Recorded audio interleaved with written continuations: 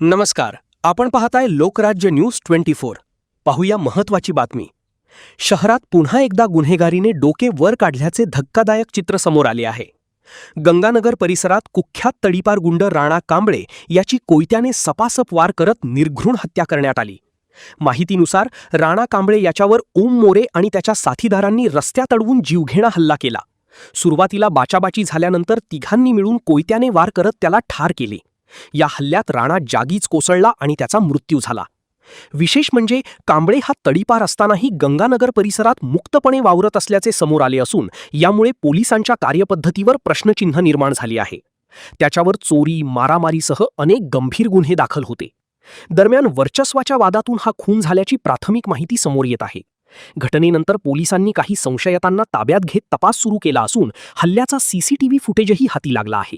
या घटनेमुळे शहरातील कायदा सुव्यवस्थेवर पुन्हा एकदा गंभीर प्रश्न उपस्थित झाले आहेत। महाराष्ट्रातील महत्त्वाच्या आणि ताज्या बातम्या पाहण्यासाठी आजच आमच्या लोकराज्य न्यूज 24 न्यूज चॅनलला YouTube वर सबस्क्राइब करा आणि बेल आयकॉन प्रेस करा।